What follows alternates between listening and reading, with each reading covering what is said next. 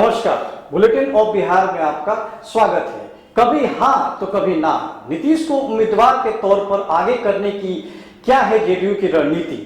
समझिए, देश में अगले महीने राष्ट्रपति चुनाव होना है। इस चुनाव में उम्मीदवार के रूप में जदयू के मुखिया और बिहार के मुख्यमंत्री नीतीश कुमार की चर्चा जोरों से है। चर्चा भी उन्हीं की पार्टी की ओर से होती दिख रही है। पार्टी के कुछ नेता उन्हें उम्मीदवार बनाने के लिए कह रहे हैं तो कुछ उसे सिर्फ अटकलें बता रहे हैं। इसे हाँ ना को बीजेपी के खिलाफ जदयू की रणनीति बताई जा रही है। पिछले 4 महीनों में जदयू ने भारत के राष्ट्रपति पद के लिए संभावित उम्मीदवार के रूप में नीतीश कुमार का नाम कई बार लिया है, फिर इसे कई बार खारिज भी कर दिया है।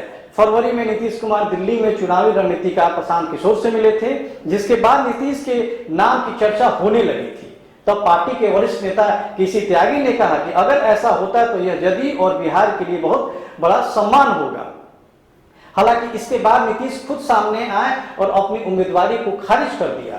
इसके बाद जब हाल में राष्ट्रपति चुनाव के कार्यक्रम की घोषणा हुई तो फिर से जदयू की एक खेमे ने नीतीश का नाम उठाना शुरू कर दिया है। बिहार सरकार में मंत्री और नीतीश के खास माने जाने वाले श्रवण कुमार ने एक टीवी चैनल से कहा, नीतीश कुमार का संसदीय और विधायी करियर बेहतरीन समझा जा रहा है। वो भारत के राष्ट्रपति पद के लिए एक अच्छे उम्मीदवार हो सकते हैं। अगर ऐसा है तो हम सभी को बहुत गर्व होगा। यह बिहार के लिए भी गर्व की बात होगी। इसके बाद शनिवार को जदयू के एक अन्य मंत्री संजय कुमार झा ने इसे खारिज करते हुए कहा, नीतीश कुमार को 2025 तक बिहार की सेवा करने का जनादेश मिला है, वो बिहार में ही रहेंगे। इसके अलावा पार्टी के राष्ट्रीय अध्यक्ष राजीव रंजन उर्फ लल्लन सिंह ने भी इसे सिर्फ अफवाह करार दिया।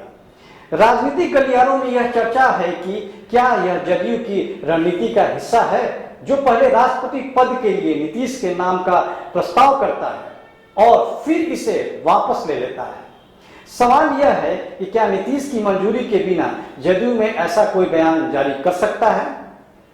ऐसा लगता है यह भाजपा पर दबाव बनाने के लिए जदयू की रणनीति है।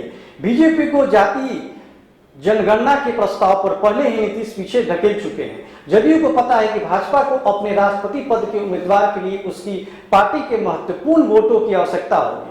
केंद्रीय मंत्री धर्मेंद्र प्रधान इस मुद्दे पर चर्चा के लिए पिछले महीने पटना में नीतीश से मिल चुके हैं। हालांकि जदयू को शायद यह भी पता होगा कि बीजेपी कभी भी नीतीश को राष्ट्रपति पद का उम्मीदवार नहीं बनाएगी, क्योंकि यह एक बहुत बड़ा महत्वपूर्ण पद है जिस पर बीजेपी ऐसे व्यक्ति को नियुक्त करने का जोखिम नहीं उठा सकती जो उसे असमर्थ हो सकता है। और नीतीश कई मुद्दों पर बीजेपी से अलग राय रख चुके हैं।